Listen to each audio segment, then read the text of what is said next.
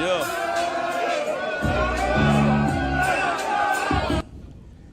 Welcome to another edition of Cowboys and Chill here at Echo Lounge. And, of course, I'm Clarence Hill of All City, Dallas. Been doing this every week, every Thursday here at Echo Lounge. And Law Nation, producer extraordinaire, putting us all together and putting us down and getting us right and getting us all set up. If y'all think we look good in this, it's because of Law. Law got us looking good. I appreciate it, bro. You know, yes, indeed. He biting off my swag. He got the sport coat. No, I took it off. You took your hoodie off? I took my sport coat off. Your jacket? I took it downstairs and I took it off because I wanted to show all City Dallas and I forgot to put it back on. And, there you go. And, of course, the guest tonight, Isaiah Stanback, former Cowboys receiver and rising media star. Yeah. Rising media star, certainly does a lot of things with the Cowboys and on all their media channels, but joined NFL Network this year. Yes, sir. Congratulations on that, Appreciate too. it, fam. Yeah. Appreciate you. Was that your dream? Bro, I hit my dream at a young age, so now everything is just going with the flow. You know, my dream was honestly to go pro baseball. Turned that down out of high school and then went the football route. Once I finished playing in the league, it was like, all right, well, whatever else comes. You saw that baseball money. Don't even talk about it, though. He was just talking earlier about he wish he was still playing football and probably should have wished he was still playing baseball because of the football money they're getting. Listen, that was the hardest decision of my life. But when you retired, what did you do? I know you got a gym. Yeah. And you started doing that. Yeah. And I don't know what else you were doing and how did you kind of fall in to this media game? Yeah, so 2 years prior to me retiring, I sustained my last injury, which was my Achilles injury. I had a bunch of injuries, unfortunately. I was just one of those guys.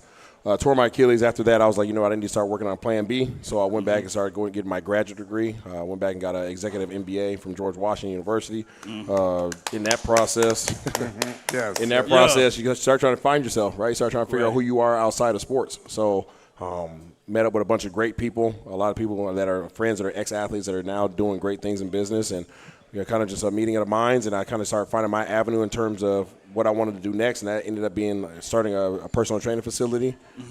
So I started that prior to retiring. So once I retired, I literally came home and started building that business. And then in terms of my intro to the media, for years people were telling me that I should be doing media, but I was so locked into building my business that I was kind of like, all right, all my personal ambitions are to the side. I'm trying to build a community, help people, all that jazz. And then after a while, the wifey got tired of me talking on the TV about all, and me talking about it and commentating, and then the guys on TV saying the same thing I said. You saying. So I finally was like, all right, you know what? Yeah. After serving people for so many years, maybe it's time to actually give myself an opportunity to give myself some attention and a potential career. So I went to this thing through the NFL PA, which was called the Speakers Bureau. Okay. Which is down at University of Southern California. Went down there and just learned how to speak and how to present yourself in front of people. From that, it became a network thing. One of the guys who was there presenting, his name is Jerry Madelon. He is the GOAT when it comes to on-air coaching. He's the one who discovered Stuart Scott. He's responsible for him. But so Jerry Madelon ended up hitting me up probably about a year later, right before COVID hit. It was like, hey, are you in the Dallas area? And I was like, yeah, absolutely. And he was like, okay, well, the guy who runs the media for the Dallas Cowboys is looking for somebody to be on a podcast. Is that something you'd be interested in?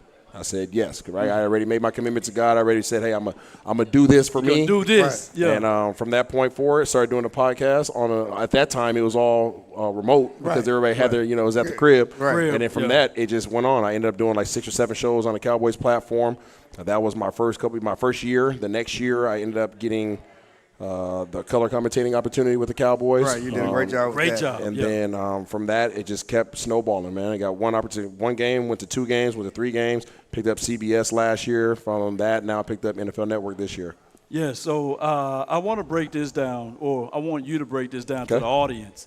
Steadfast. Yeah. What do that mean to you? Yeah. Because that's the name of your fitness. Yeah. From a biblical aspect. Yeah. But what do it mean for you? Yeah, well, it's founded on the basis of 1 Corinthians 15:58. Be steadfast and abound in the Lord in all your ways. And really for me, it was my career was nothing but injuries, right? And it's something that I couldn't prevent.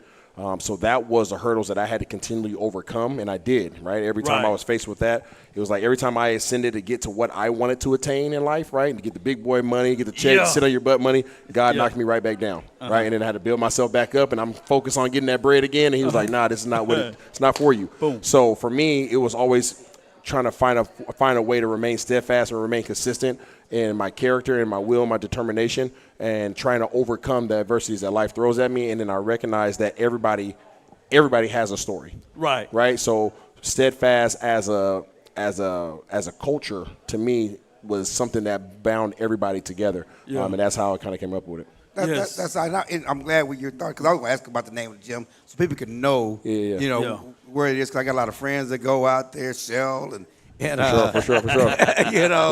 And so I'm glad you said that, because everybody got a story. Because that's why I like writing. I journal because everybody got a story. Sure. That's the best thing about being a journalist, because you get to tell somebody's story. Absolutely. And whether it's like you or like Michael Irvin or Deion Sanders. Correct. It doesn't matter how big, how small, how long your career is. How you got there. Everybody has a story. And that's the beautiful thing about what I get to do is I get to tell people's stories. Yeah, that's awesome. And again, we're continuing your story. NFL Network, how's that been for you? It's been awesome. Blessed to have an opportunity. Went down to the broadcast boot camp this year. Actually, my first time being in the broadcast boot camp was online during COVID. I got accepted into the program, but it was during COVID, so you couldn't go on site. So it wasn't really the full experience. Met some people, again, just using your network, got tied in, and they kind of slid me through the program and got me in again this year. And I went in, took full advantage of it. For people that don't know what it is, it's an opportunity for you to go in about 25 players at about 400 submissions. They select about 25 guys, current and former players, to come into NFL Network headquarters down in L.A. And it's pretty much like a 3-day just boot camp. And from that, you get all the elements of media. You get on-air media, you get podcasts, you get radio, you get all the different facets, and you're getting coaching and teaching by the head producers for all the top networks. So Amazon, NFL Network, NBC, I'm talking about the GOATs of the industry are in there watching you and coaching you, but also for some people it's coaching. For some people it's an active resume, right? It's a working resume. A live resume. A working interview. Yeah. So for me it was a working interview. So I went in there with the mindset, hey, this is my one opportunity to show out in front of all the decision makers. Like, how often do you get to be in a room with all the decision makers? It's equivalent to being in the room, instead of just being in the room with Jerry Jones, you're in a room with all 32 owners. Lord. You know what I mean? So like that. So if you miss on that, you're just missing. So I took advantage of that, put out a good showing, and then from there they called me and said they want to put me on a 30-day appearance type of deal, kind of like a rookie contract. And see how it goes. And it's been going really well. How many days? I got 3 days left. I got 3 days left. You gonna make it. I got 3 days left. He gonna make it, y'all. We're going to get another 30 days. Another 30 days. Another 30 days. Well, speaking of what's left, Cowboys got 4 games left. We close.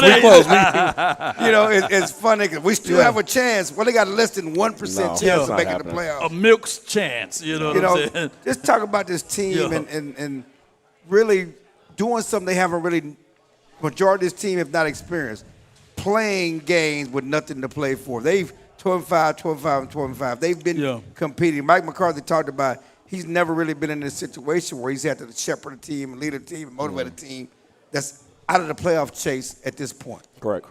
Yeah, it's a bad situation to be in. I've been in that. Out of my 6 years I spent in the league, I think I went to the playoffs 4 times, so I was a little bit spoiled in that regard. When you're in those situations where you're playing for nothing, and when I say nothing, most guys play this game for 2 reasons. They play this game to get the check. They play this game to get the money. They play the game to get the check and get the ring. You ring, right? Okay. So if once you realize that you no longer have an opportunity to get the ring, those checks are coming the same no matter what, no matter if you win or lose. When they hit it. Tuesdays? Bro, listen. Thursday. I don't remember. It's been too long. It's been too long. Every Tuesday they open up that check. But either way, so now instead of knowing that you have a shot at playoff checks and an opportunity to go get a ring, now it's just like I'm just carrying out my contract for this year. Okay. You know what I mean? So, like, it's a different mindset. Guys go from trying to do everything that they possibly can, go out there to try to position themselves for the playoffs and build momentum and all that jazz, and now you're trying not to get hurt.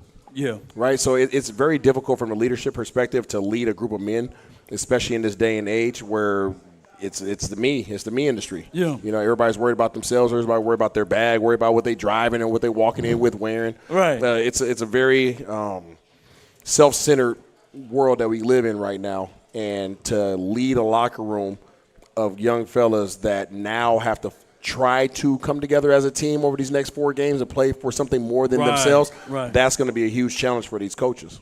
Man, so you played for multiple teams then, Yeah, right? I did. I was spoiled, man. So you got a chance to see the Cowboys culture. Yeah.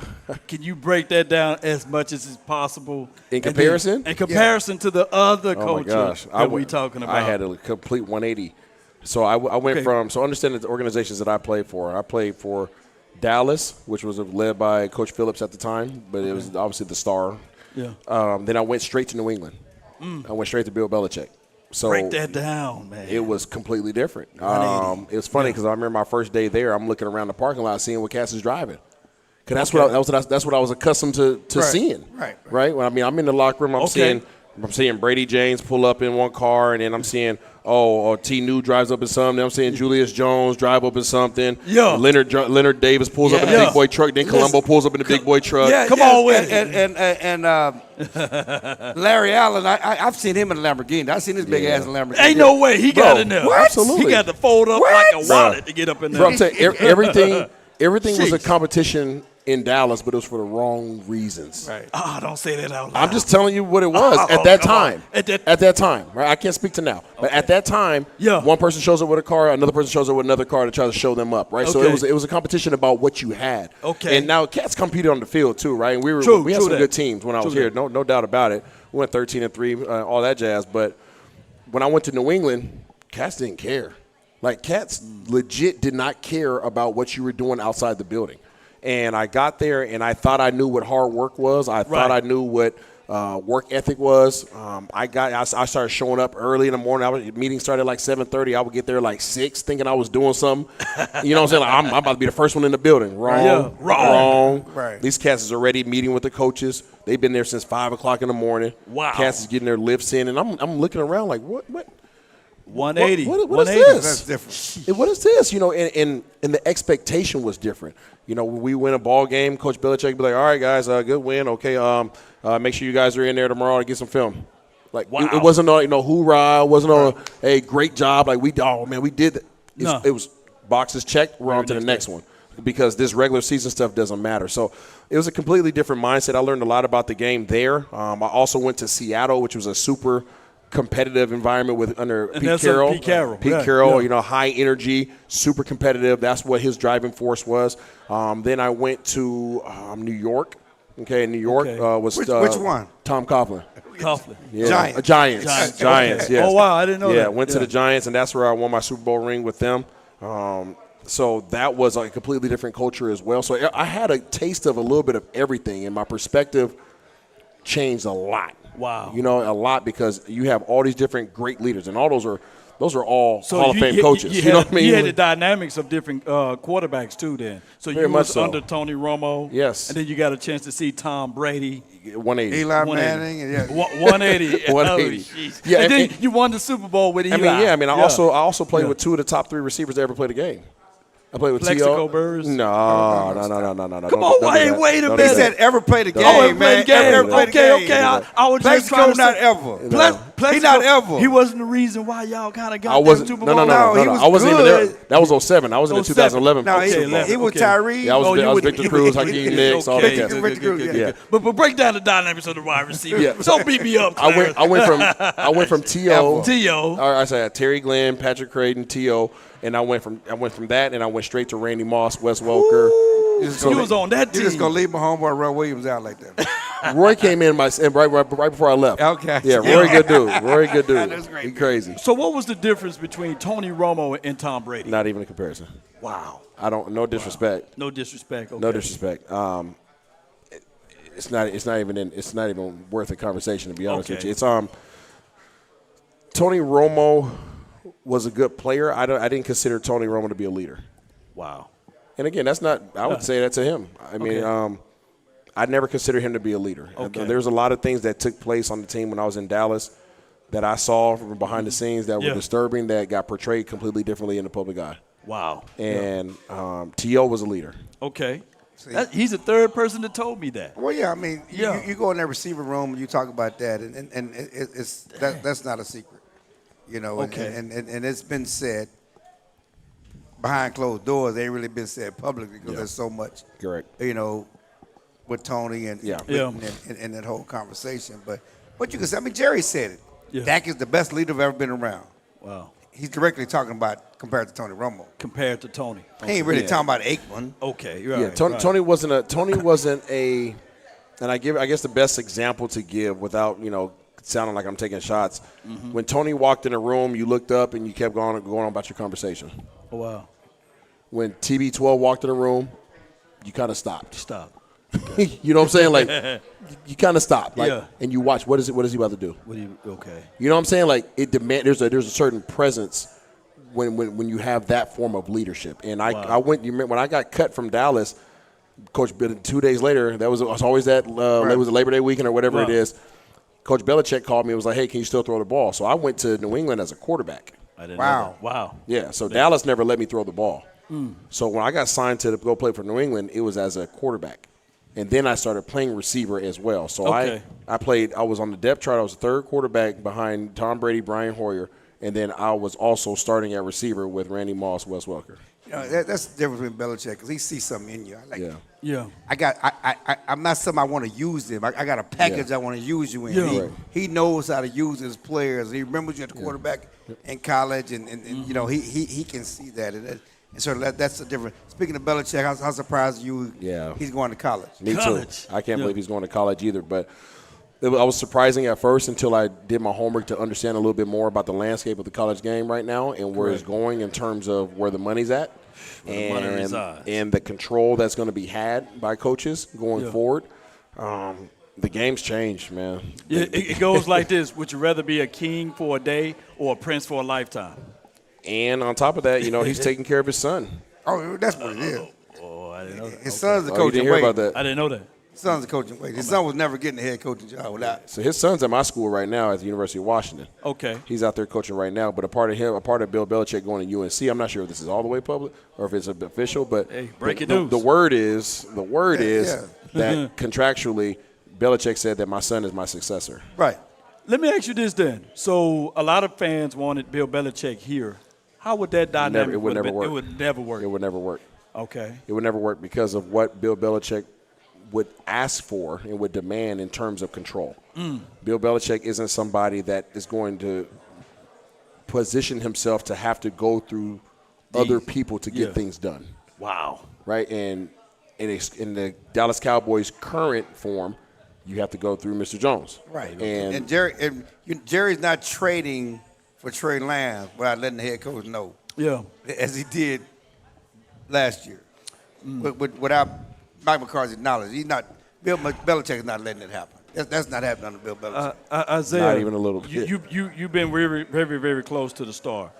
And a lot of people want to know the layers of it. Okay. How much of this is really on Stephen Jones, if you can speak freely on that? Because a lot of people say Jerry. But how much Stephen Jones is into this I think mix? Stephen has his hand on this more than he ever has. Okay. I can't speak to it because I'm not sitting in those rooms, obviously. Right. But my understanding is that Stephen has a lot more say than people believe him to have. That's about as much as I can really say on it because I really don't know. Everything else would be speculation. Well, I mean, Stephen is the one that's running the cap, and he's the one that's controlling the purse strings. And certainly, Jerry's still the final decision maker. But you go back to the Johnny Manziel. Jerry wanted Johnny Manziel. Stephen vetoed him. Yeah. When they drafted Zach Martin, which is a great move. But you wonder why the Cowboys are not spending a lot of money. It's because of Stephen Jones. Yep. And Jerry likes to spend money. Okay. Jerry got a history of spending money. He's an all wildcatter. He's, glory hole. He likes going for it. If there was no salary cap, Dallas would be at the top. Yeah. I remember when they made the decision to draft Zach Martin over Johnny Manziel, Jerry was still complaining about it at training camp. He said, you don't lay up.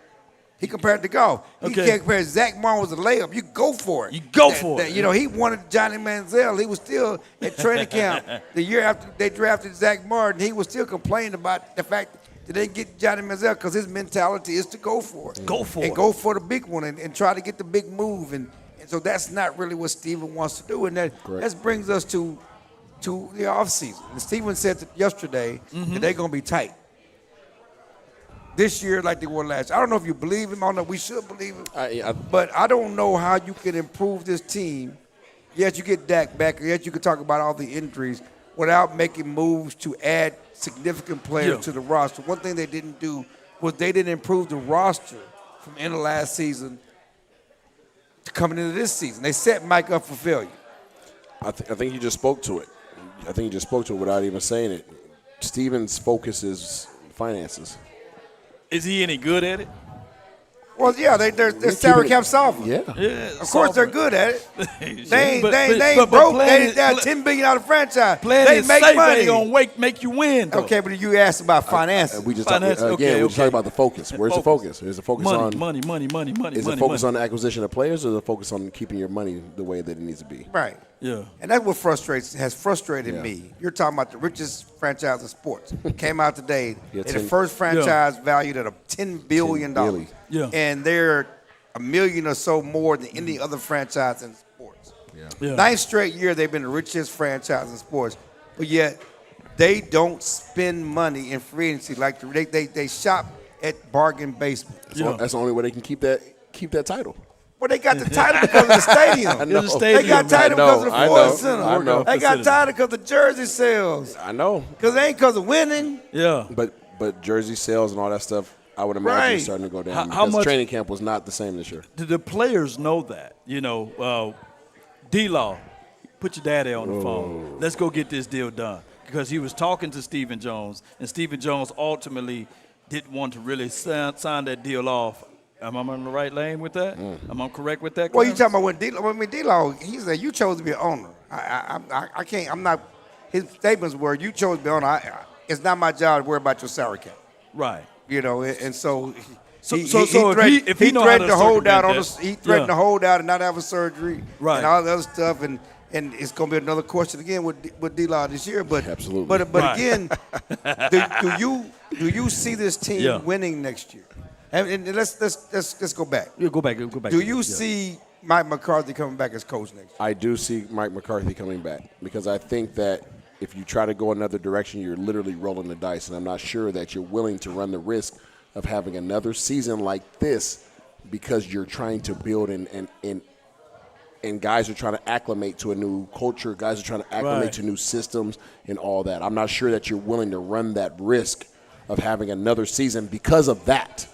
Okay. You're having this season this year because of injuries. So how will you marry his contract? Will it be a 1 year that's the same, or will it have to be a 2 or 3 year deal? I think it has to be a 2 year. I don't think he's signing a 1 year. Okay. Yeah, I don't see him signing a 1 year deal either. You know, I know he likes staying here. I know his family's here, and he wants to be here. But his agent, they're not signing a 1 year deal. Okay. But again, his saving grace, the best proponent for Mike coming back is not necessarily because of what he's doing, and I think he's done a good job.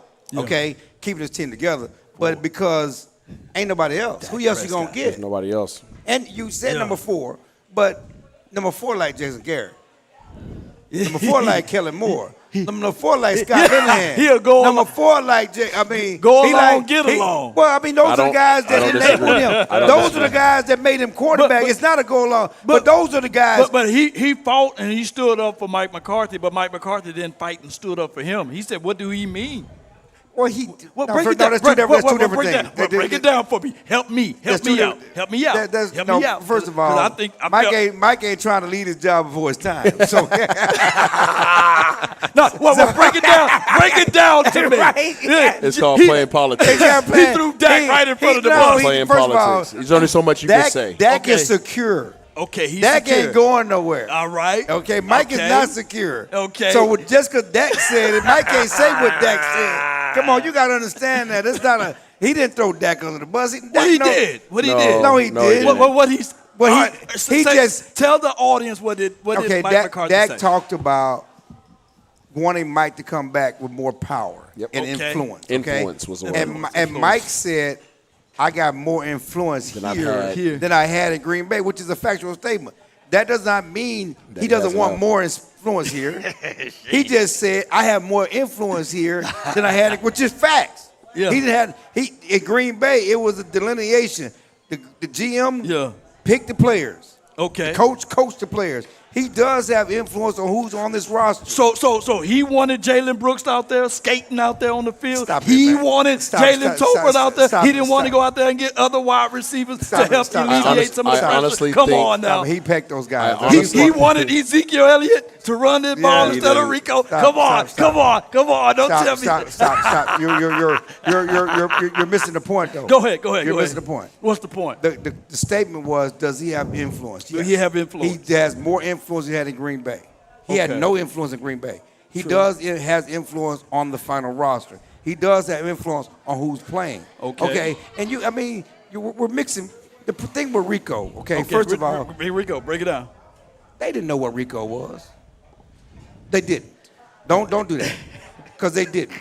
At the start of the season, they knew what Rico was. No, they didn't. You know why they didn't? Because he's never done it before. As a coach, they did not know. Are we tell the truth on here? Tell the truth. Tell the truth.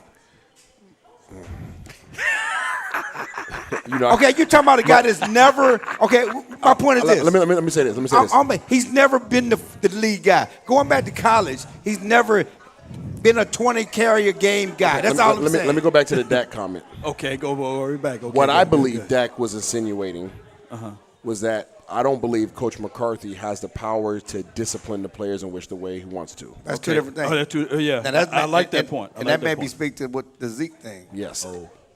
But Zeke was left back home, and he's still on the roster because he didn't come to meetings.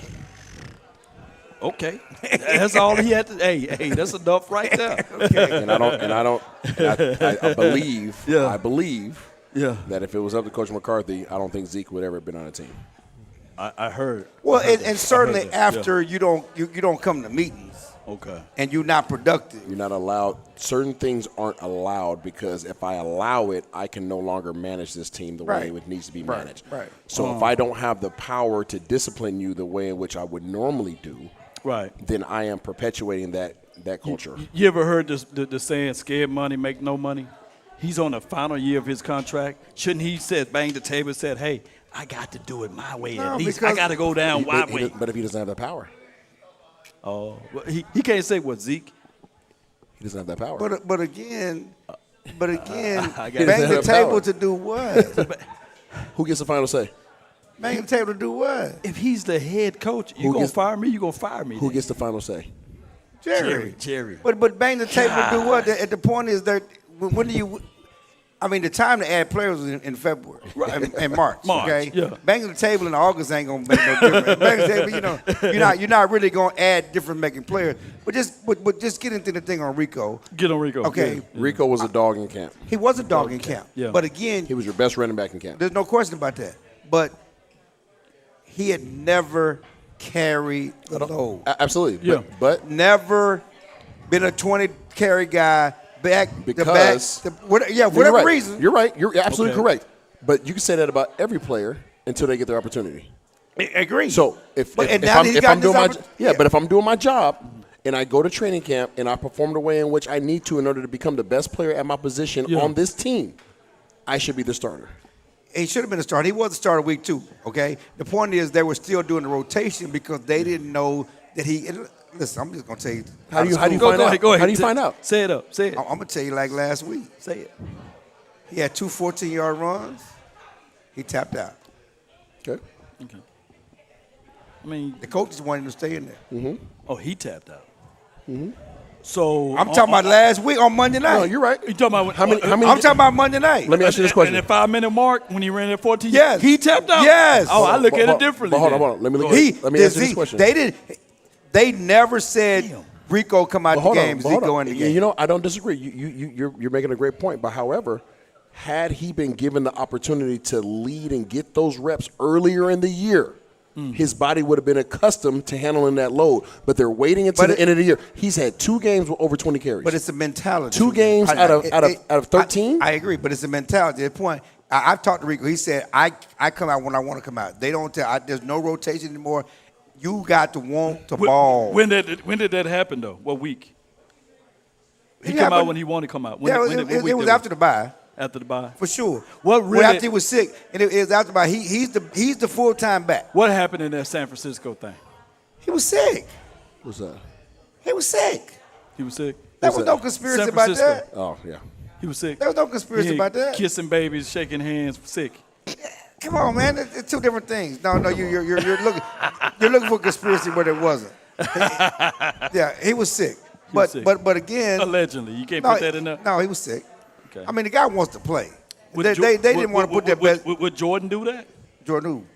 How Jordan. I mean, come on, man. How you gonna compare Bryant. Rico? Why you gonna compare Rico to Michael Jordan, Kobe Bryant? Man, come on. Emmett. Stop it, man. You talking about legends, Hall of Famers, man. We're just talking about a guy who he don't want it enough. He will, but he has to grow into that, and that's all we're saying. How many years he's been in the league? But to your point, he should have been receiving those reps earlier. He should have been, because he had earned the right to be the number 1 guy, and the only way you find out if he can handle it is if you give him the opportunity to fail. Yeah. He should have been. There's no question about that. There's no question about that. And, they had Zeke on the team, and there was a certain amount of, treating him with some kind of respect. I got, 2-time where he's here. We can't just let him sit until, No, I'm not hearing that. I'm not saying they I should have know what you're saying. I know you're saying you're just keeping it 100. But I'm saying that. I'm just telling you their mentality. But again, I just think that when you haven't done it for coaches, you got to show me you can do it. Now, you said they should just put him out there, but you got to show me that you can do it. You've never been going back to college, you've never been the every down back. He's still not every down back. Agreed. And you still haven't carried the ball 20 times a game. So I really am thinking about Mike McCarthy. It's a 16-game season. I want to wear you out. I want to keep you fresh. We're going in rotation. Yeah. I mean, that's their mentality. I hear you. Right, wrong, or indifferent. I hear you. It's not how I would do it. And then at this point in the season, Monday night, when you had the 100-yard game, you're rolling, you had another 100-yard game, and you tap out. That speaks to something. You can tell me what it speaks to, but that speaks whether body should have been ready. That's just part of it. I understand. And that's something. That's still some growth. All I know is history this year shows if you give Rico Dowdle the ball 20 times, you give him the ball 20 times, good things happen. No doubt. And the times that he was 18 carries, 19 carries, he had 86, 87 yards. And as we move forward this week, Carolina has a horrible run defense. Run Rico. Their pass defense is worse. Hey, they gave the Eagles a run for their money. Okay, one thing that you guys they gave the Eagles, they gave the Chiefs, and they gave Tampa Bay because they're trying. And one that's possession game losses. It's a mentality because they're trying. And they favor to win this game too. Yeah, they're trying, and they're motivated because Jerry shit on them last year. Yeah, he did. What's the Jimmy Johnson thing? Wow. They're mad. Their owner was pissed. Oh wow! Yeah. But they did the Ring of Honor thing at their facility. They have a heck of a head coach. Yeah, so they're pissed. They're going to be motivated. But yeah, there are ways the Cowboys can win this game. Right. Can the quarterback make the passes necessary? Dallas' quarterback? Yes. What's the storyline? And that's the thing about me is from your perspective. About what? Trey Lance versus Cooper Rush opportunities. Now, I'm not saying that Cooper Rush is safe. Trey Lance needs more reps. Why he's not getting it? $5 million to hold the clipboard. He's getting in 1 year that Cooper Rush is getting in both years. Yeah. First of all, $5 million is not an issue. I get that.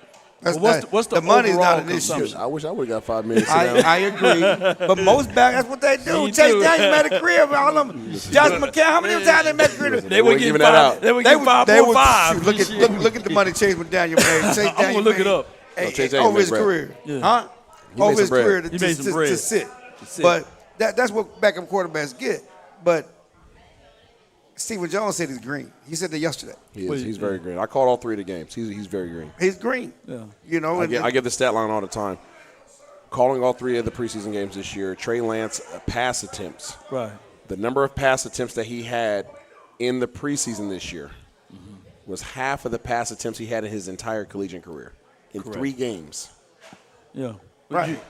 you only can make it by playing it. You know what I'm saying? So Yeah, put but him out there. but it's not- You only have a 1% chance of making the you playoffs. got Yeah. other people's careers in your hands. I mean, you just can't say let's just throw him out there That's what they when did. you're trying to win. If you're trying, before now they were still trying to win. He's not ready. But that's what they did in the preseason. They, Well, they 'cause threw it's him out there because trying it to was evaluate. the So game- you couldn't really 'cause get they a were true meaningless. evaluation. They were meaningless games. No, but they are meaningful. Did Tom Brady play preseason? Stop it, man. Trey Lance, the only way he's going to get reps is in the preseason. Stop it. That's the It's not, only way it's he's not a going to get reps. comparison. It's not a comparison. But That's I'm just a reality. saying, what I'm saying is what I'm getting at is even Tom Brady, as great as he is in the legacy that he had, he played preseason games to get ready to make sure that these Okay, but the whole evaluations of the team players- did, but the Cowboys Yeah. were not playing their starters in the And that's preseason. one of the problems. That with wasn't the Okay, Cowboys. that's fine, but we're talking about Trey Lance. Yeah, we're talking about development. We're talking about Development. development, Trey Lance. They were Tom Brady was not out there trying to develop. The whole team was getting ready. So it's 2 different conversations. The best way, we already know who Cooper Rush. Cooper Rush been in the league for 7 years. The Cowboys just found out who Cooper Rush is. They just found out who he They is. just First of all, Good Lord. they may already know who Trey Lance is. You just don't know. They've been watching him in practice for 2. They've been watching him practice for 2 years. Stephen Jones came yesterday at the owners meeting and said he's green. This is why quarterbacks need to stay in college. He's been experienced. He's green. We're trying to win, and that's not the way you win by putting somebody out there who's green. So they know it. He said we got guys who develop quarterbacks and they know what they're looking at. He said that yesterday. well. Okay, so the idea that they don't know what he is. How green is Tyler Guyton is.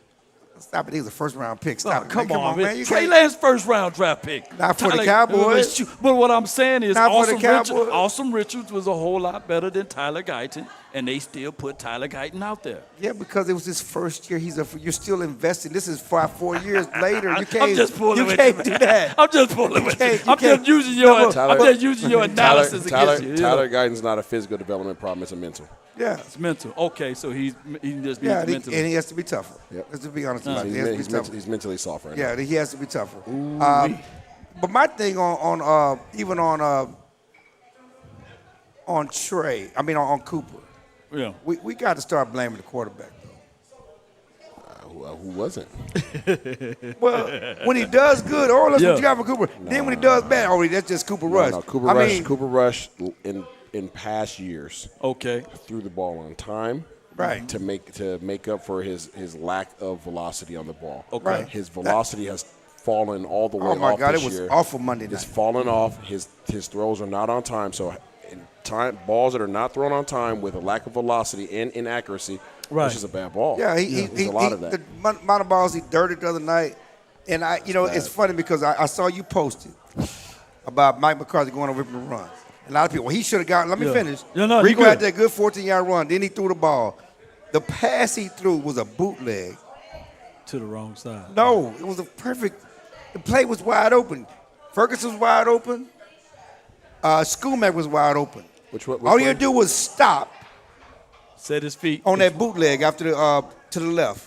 Okay. Bootleg to the left. Yeah. It was after Rico had the big run, and Mike said, "I'm trying to set some stuff up. I'm trying to, go to the left so I can get back to the running game." Correct. And so he went.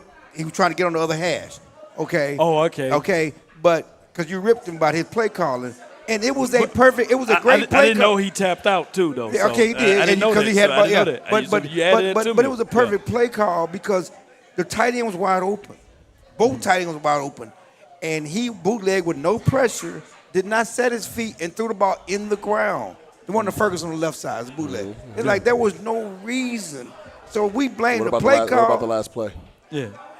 Yeah. How do you, from a former quarterback, CeeDee Lamb versus press coverage on the left side by himself. Right. CeeDee Lamb Tostito'd his dude, Yeah. killed him, and you don't look. Right. Exactly. So at some point, everybody, he's a good, like we treat him like a baby, look at him, look when he makes a good play. He's an 8-1, he's a good one. Then when he doesn't, he's just, he's Cooper Rush, and so that's what we expected. Right. It's Cooper Rush, though. You know what you have in Cooper Rush. You do. And if they were unsure prior to this year, they now know. They know now. Yeah.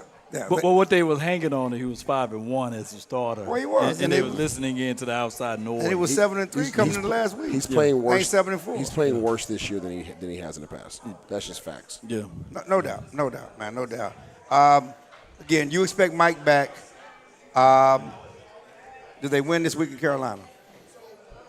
I think they win. Okay. Yeah, they win. Okay. They win. I mean, mainly because, but it's going to fall on Cooper Rush's shoulders. Come on with it. Right. Because the secondary has some dudes in it. They got some dudes. Right. But they don't play the technique that allows for them to be dudes. As a person who sees quarterback all the time and you evaluate those, how far is Will Greer then? I haven't seen Will. Will Greer's not even in. No. He's not better than Rush. No, man, come on. Okay, I'll just try to throw that out there. Okay, good. I got one. Before I let you go, home. let's ask about the receivers, okay? The receivers. They came into this season wanting to see something. From who? From the receivers outside of CeeDee Lamb and Brandon Cooks. Outside of those two. Yes. What happened? What happened? I had to take a big gulp. What happened? That's Troy Aikman called it out. Yeah. What'd he say? He was talking about one particular player. Okay. And that particular player was Jalen Tolbert. Number one. And so I have a problem with you wearing with number one. You can't play. I personally, I got a problem. That's a curse number now. If you wear number one, you ought to be a player. It's a want to. Okay. It's a want to. It's not an ability. I think that's probably because people talk about his ability all the time. It's not an ability. Concentration thing. I think drops. That's probably the most slipping on the field. It's effort. I thought Ryan Flo was going to give a good push. Stop it, man. Stop it. He's a 7th-round pick for a reason. With all due respect. I thought he was giving a better push than what we seen out of Jalen Brooks. I thought he would greet the ball. I thought he can catch the ball. Jalen Brooks was also a 7th-round pick. I know. This is what we're dealing with. These are the deck of cards we're dealing with. What about Jonathan Mingo? Stop it, man. Mingo! Somebody said Mingo. Hey, Mingo's been open. Okay, see what you see out of Mingo. Is he gonna catch the ball when he open? We don't know. They ain't throwing it to him. or throwing it where he can catch it. Yeah. But it's a disappointment. The receivers, the development of receivers. I'm disappointed in Tolbert. I'm disappointed in the lack of development at that position group. Do you look at the wide receiver coach now? Okay, all right. You have to. Everybody has to be evaluated. Okay.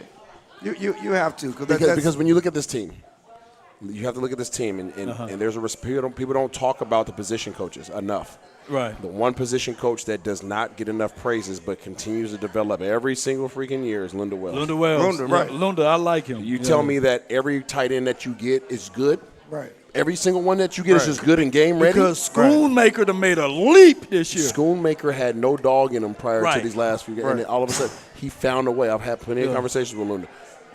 Name a tight end that's come through that room that hasn't been able to contribute. Right. Everybody developed. Right. Even Span Forward.